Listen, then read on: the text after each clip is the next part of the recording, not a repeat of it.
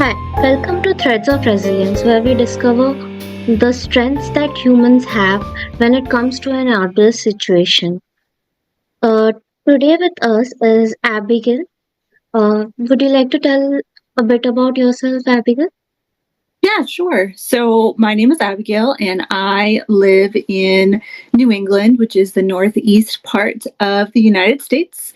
And I am a podcast host. I'm an older sister. I'm a wife, and I love to read and spend time by water. And yeah, that's a little bit about me. Okay, so you're an older sister, like the oldest. Yes.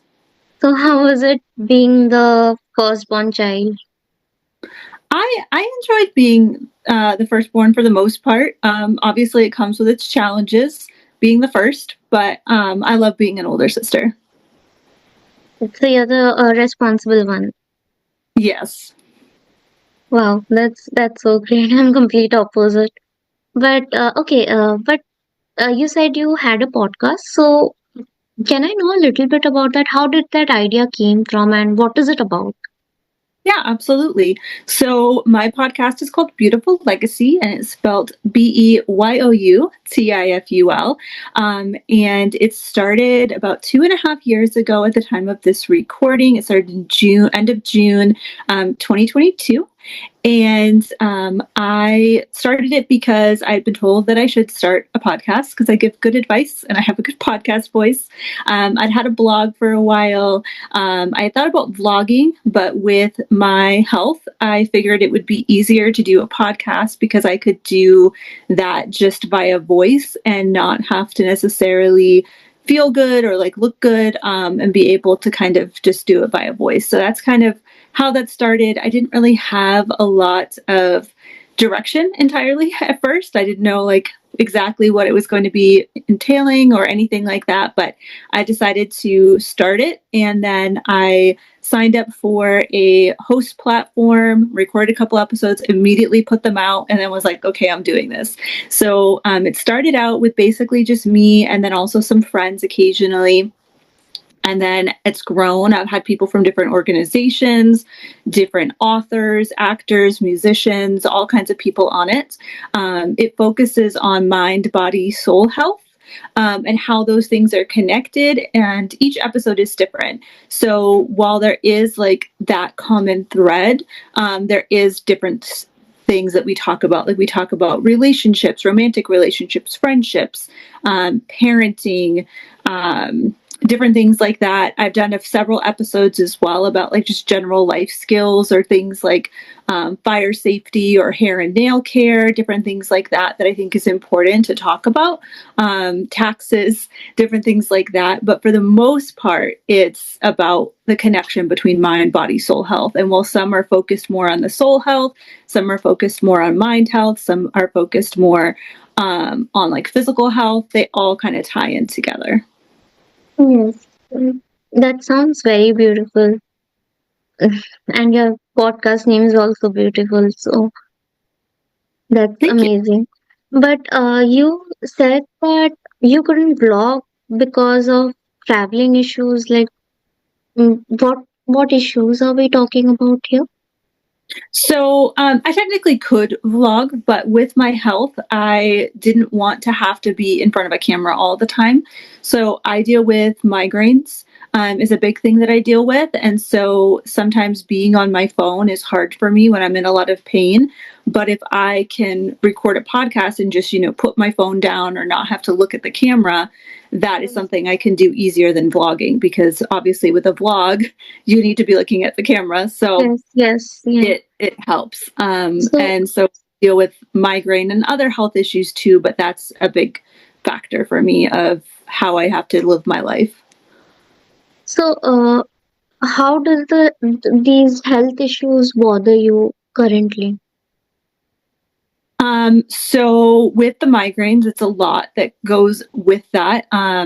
I deal with a lot of silent migraines as well. So for your listeners that may not know what that is, I think there's a technical name for it, but basically it's all the symptoms of a migraine without the head pain. So for me, I deal with like aphasia, where I can't understand what people are saying. It sounds like they're speaking another language. Sometimes I can't really speak. Blurry vision, fainting, puking, all that stuff I deal with sometimes without the head pain. And so I deal with that. I deal with the head pain as well. So I have to really manage my energy, and make sure that if I have something planned, that I try to budget my energy. But unfortunately, having a dynamic disability, I can budget my energy all I want, but I can then still wake up or halfway through the day just get a migraine out of nowhere. And so that can be really hard. I also deal with like some spinal issues and knee and feet issues and different things like that. So I'm in pain all the time, but those ones aren't quite as bad. But they do sometimes flare up, or like this past month, in December, I fell. And so I then had really bad back and shoulder pain on top of everything else. So it's a lot to deal with at times, but I definitely have Yeah. gotten used to it over the years and been able to find different things that help. Uh, suppose you are having a migraine attack and suddenly you cannot understand what someone is saying, or you are blurring out words.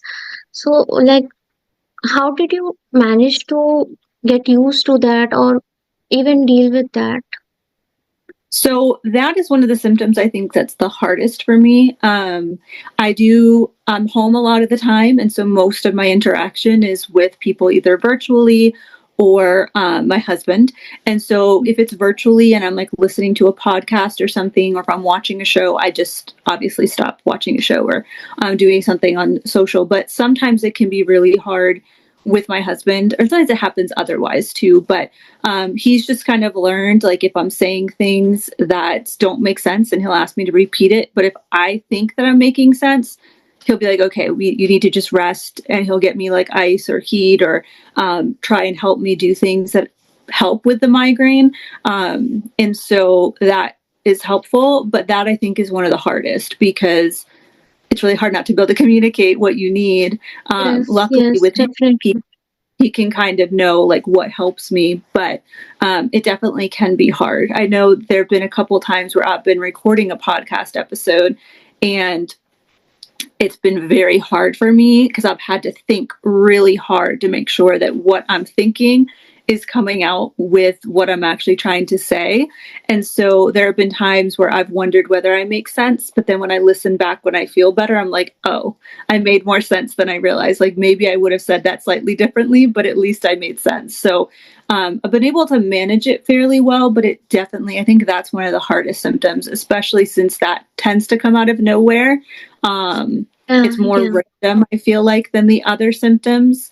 And then sometimes also I'll have like smell hallucinations, where I'll think I'm smelling something that's on fire or things like that. And that's another hard one too, because in my head, I know, okay, I've checked everything. There's nothing on fire. There's no issue, but I keep smelling it. So it's very hard for me to like make that ignore connection. it. Yeah. Like, you would think that is what's happening, but it's actually not happening. So, that would make you anxious. Yeah. Does So it make sometimes I you? have to just keep repeating, there's nothing on fire. You're okay. There's nothing on fire. And that can be hard. It's easier when my husband is home, at least, because I can tell him, and then he'll notice like, hey, she's fidgety. And he'll be like, it's fine. There's nothing on fire. We're good. That sounds very difficult for someone to manage this. And how long has it been since these symptoms have been showing? So I have had migraines ever since I started my menstrual cycle as a teenager, but it was more centered around that time of my month. But now it started getting worse about 10 years ago. It will be 10 years ago this summer, which is crazy to think. It took Yeah, many years to get diagnosed. It was from 2016 to end of 2019 before they diagnosed me with migraines, because they kept thinking, because a lot of them were silent, they were like, oh, you have vertigo, you need to do physical therapy, you need to do this. And it would help a little bit with the symptoms, but we weren't obviously fixing the actual issue. And so it was very difficult because I felt crazy because I'd go to doctors and they'd be like, you're fine, whatever. And it was very hard to diagnose. Luckily, now it's a lot more commonly known that that can be a thing. Yes. And that's one thing that I'm trying to do with my podcast and guesting on podcasts and talking about it, because there's still so many people that don't know, that may be listening, that Yeah. be like, hey, I have all these symptoms. I didn't know it could be a migraine. And then they can ask their doctor, and their doctor can be like, oh, maybe that is the issue. And they can get the help before, like, sooner than I did. I remember a few summers ago, I had frequent vertigo attacks, and I didn't know what it was, but I was definitely 100% sure that it wasn't the ear thing. So they kept pushing me to an ENT, but I was like, no, it's not the ear thing. I'm sure that's not an ear thing. Finally, I visited a doctor who said that it was vestibular migraine. And then when I started taking meds, it felt good, and my vertigo attacks finally stopped. So, does the medications help at all Yeah, in so migration?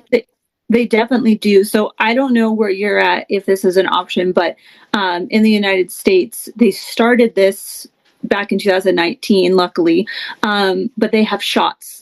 So I'm on a shot called a Joby. There's now a couple of them out. When I started taking it, it was the only one. So that definitely helps. I take 3 shots at a time every few months. And so it definitely makes me feel worse right after the fact, but it overall helps me feel better. Like, I'm able to do more. I still have my chronic migraine. I still have migraine and headaches a lot, but it's much better. And I feel like the as needed medication, the sumatriptan that I take, and the other things help faster and more now that I'm on the shots, versus before I felt like they touched it a little bit, but not a lot. So, like these health issues, like they sound very difficult to be like adjusting with. How how does it affect your life in general? Like I know you do podcast and everything, but in general, if like suppose you didn't have these migraines, what would you be doing instead? So I maybe would have a podcast, but I definitely would not be able to put out as many episodes. I would probably be working outside the home. I was in food service for many years and I loved it. So I probably would be doing something in the food service realm. I know that food service is obviously not great for the back issues that I have and the knee and feet issues that I have, but I was able to kind of do certain things. I had lifts in my shoes, and I would tape my knees, and I'd wear a back brace, and like I made it work. So I might be doing something along those lines, even if it wasn't as intense, hours and stuff. I probably would be doing something like that. So you mostly stay at home, and Yes. so does it uh, anger you that because of these health issues you're not able to venture out into the world? Like, how do you deal with that? Uh, I think it would be a various range of emotions, sadness, anger, everything in between. And like the fact that you're not able to communicate with other people, or like only virtually, not physically, you're not able to go out just casually. So like how do you deal with those emotionally?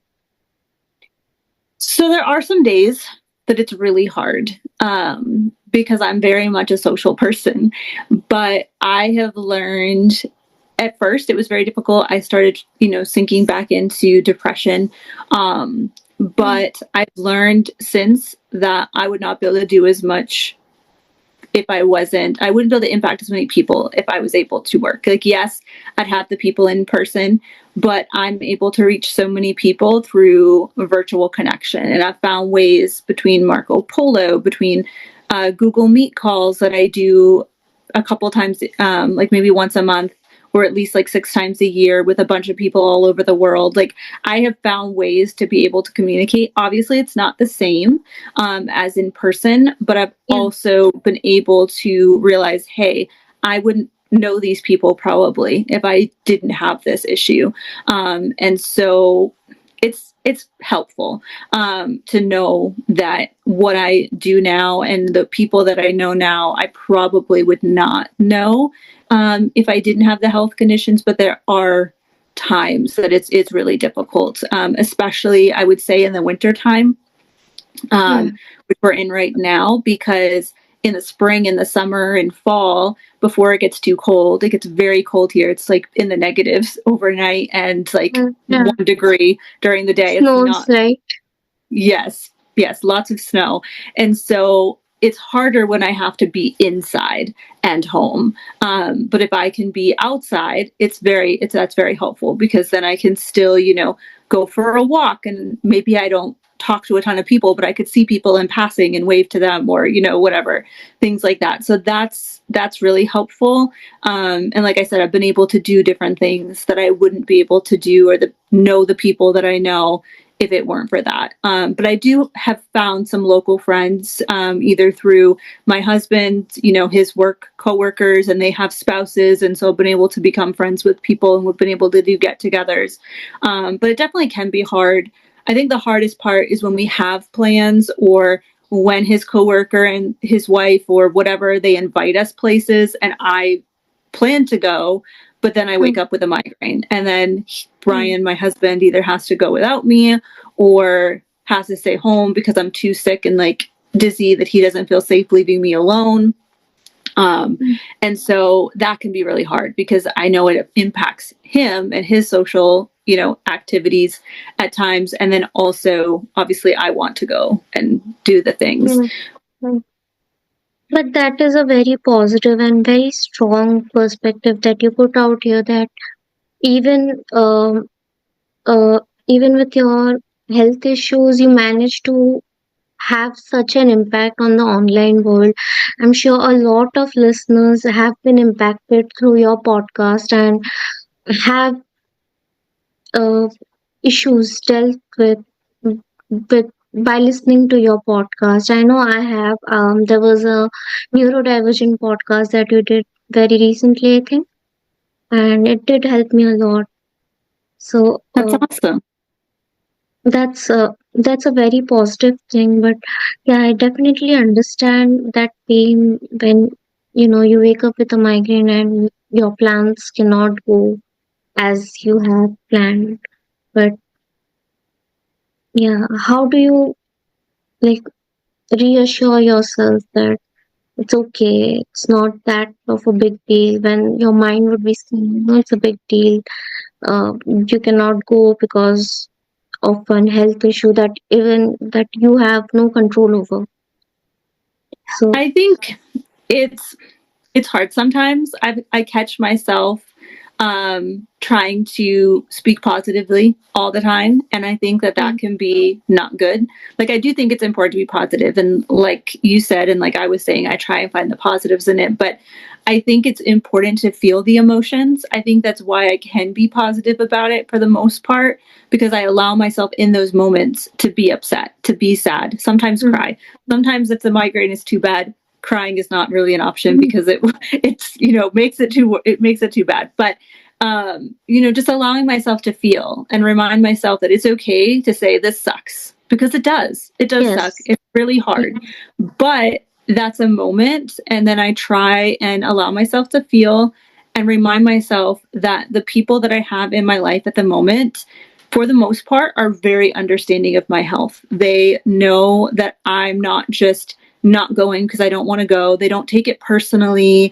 They try and be understanding. Like, if I'll go over to their house and they know that I don't feel very good, they'll make sure that we can do activities of just sitting. And I'm like, obviously don't want them to just sit if they want to go play a game with somebody that's physical, but like, they try and accommodate when they can, and are understanding. And so I'm appreciative of the people in my life that make it easier to realize, like I said, that they're not taking it personally, because I have had people in the past that do take it personally, and will be like, oh, you just don't want to hang out with me, and they'll act like I'm making it up, which is tough, because one, that's not the type of person I am, it's and not the two, reason.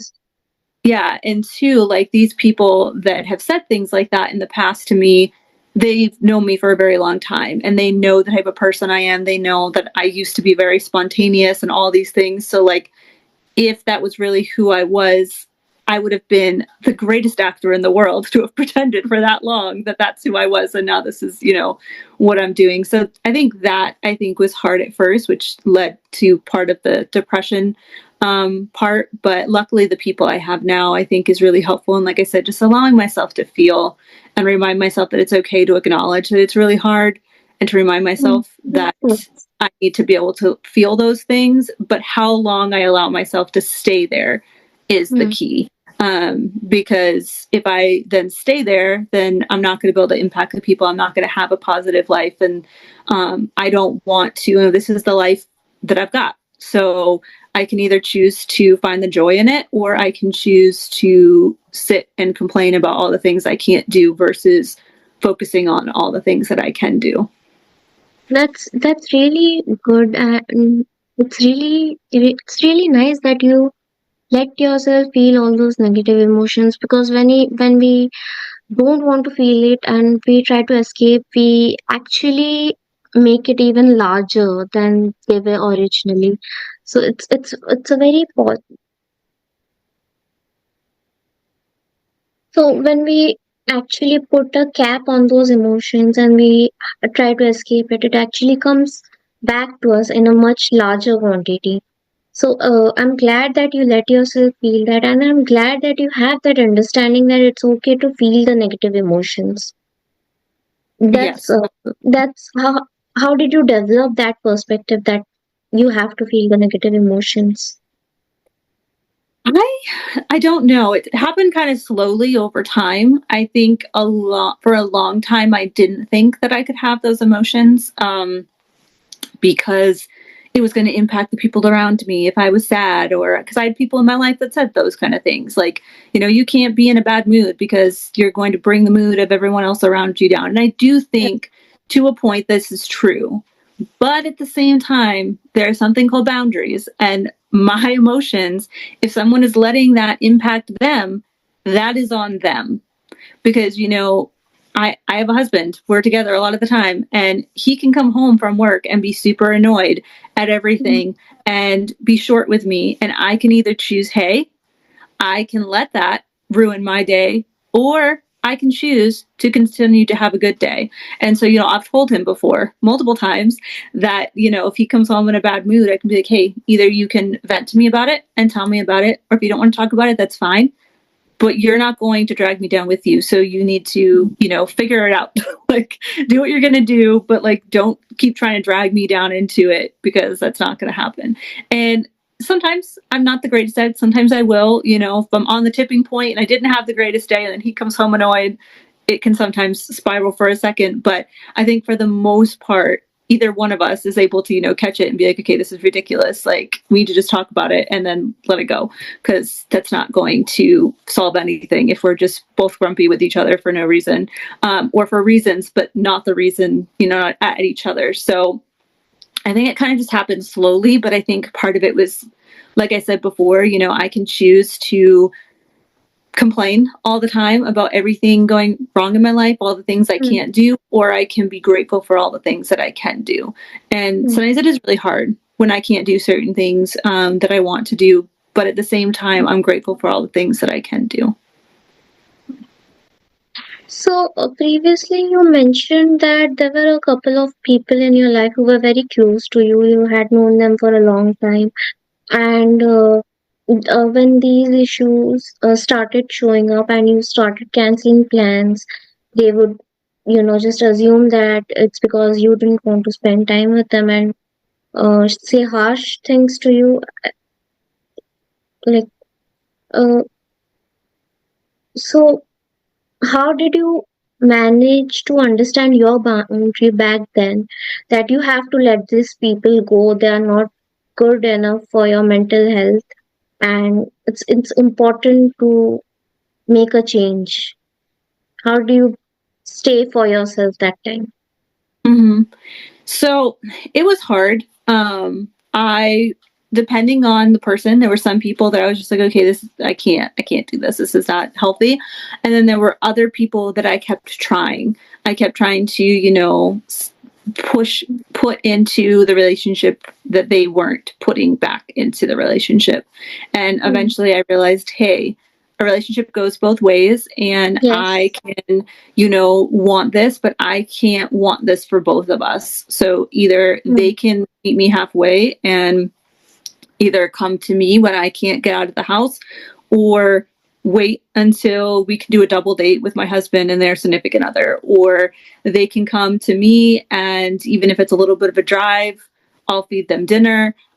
I have an extra bed they can crash at, like make accommodations. And if they're not willing to compromise, like I know that that's not feasible for everybody. But at the same time, if they're not willing to try and find a middle ground, then Mm. they can just be someone that was in my life in the past. And not to say that I wish them ill or that we don't occasionally talk. Like if it's their birthday, I may wish them a happy birthday on social media, but I'm not going to continue to try and pour into them when I can be pouring into other people that are also pouring back into me. And I think that that took a while, especially with certain people that I'd had in my life for a very long time. But I started to, when I developed other friendships that were the complete opposite and that were super understanding, it then I feel like shone more of a bright light on the friendships that weren't doing that, if that makes sense. And so then I was like, Yeah, okay, yeah, this that is like such a does. big contrast. That's You not didn't okay. have the perspective that they are not meeting you halfway. But when you did make new friends and they met you halfway and you bonded so well, so that helped you gain another perspective and you realize that no, this is not good. Yeah, yeah, exactly. Setting boundaries can be difficult, the confrontation can be difficult. Did you have that with those people who you had to let go or don't have that bond right now? So, for the most part, I didn't confront them about it. I think sometimes there is a place for that. Hmm. But I also think sometimes it's not always necessary. If Hmm. I stopped messaging them and they never messaged me back, that was kind of, telling, or if I would reach out to them multiple times and they never responded. Now, I understand that obviously life happens. They may have missed the message, whatever. But if it consistently happens, or I ask how they're doing, and then they only tell me about themselves and don't ask about me, and then I eventually stop responding or whatever, then I feel like there's not really a need to have a big confrontation. If they then say, hey, why aren't you reaching out to me anymore, why aren't you trying to make plans, then I would say, hey, you would always cancel or ghost, or you're always telling me about yourself but never asking about me. Like then I Hmm. would say something. I think a lot of times in today's society, or even previous, people Hmm. would be like, I need to confront them. I need to tell them exactly how I feel and how they've Yeah, hurt me. yeah, But I yeah. think that that's not always necessary. I think Hmm. we get so caught up in needing closure, whether it's relationships Hmm. or friendships, Hmm. whatever. And I don't think that's always necessary. I think honestly, sometimes it can be, but I think sometimes it can be detrimental. It's just putting more energy into something that's not going to go anywhere. Either they're not going to respond or they're going to argue with you, and you're putting negative energy into this that doesn't need to be had, when you can just let it go and just pour that energy into people that actually are having a positive impact on your life. That is so true. But uh, speaking emotionally, it's kind of hard to neg- completely neglect the value of closure with some very close people, Mm-hmm. right? So, how did you manage to accept that closure is not always needed? I think sometimes I've just realized that sometimes the closure just needs to happen for myself, because like I said, either they're not going to respond or they're just going to argue with me, and I know how I feel. I know from my perspective, and while I know that it's important to hear other people's perspectives and maybe your perspective can shift some, I think depending on the circumstances, it's so black and white that you can't argue it. Like if they've ghosted you multiple times, they've had plans and then they cancel them all the time. Like there's no arguing that. I can show it in screenshots of like there's all Yeah. this stuff. There's no point in sitting here arguing with that. And I've just realized, like I said, that it hurts, and allow myself again to feel those emotions, but also to realize that that doesn't take away from the great friendship and the impact they had on me in the past. I think for a while I felt like if I healed from certain things or if I let certain people go, it took away from the good things because I had to let certain people go or situations because of bad things. And it doesn't. It doesn't take away from the good. It doesn't take away from the lessons you learned, the good times you had. But you have to also acknowledge that right now it's not good and to Yes, move forward. that's a very, very great positive and not positive, balanced perspective that you brought into this podcast. I'm afraid that's all the time that we have, but it was great having you in this podcast because you had such great perspectives. I'm pretty sure I got to gain a lot of deep, meaningful insights from you, and hope that audience will also do that. Thank you so much, Abigail, for being a guest on my podcast. Yeah, absolutely. Thanks so much for having me.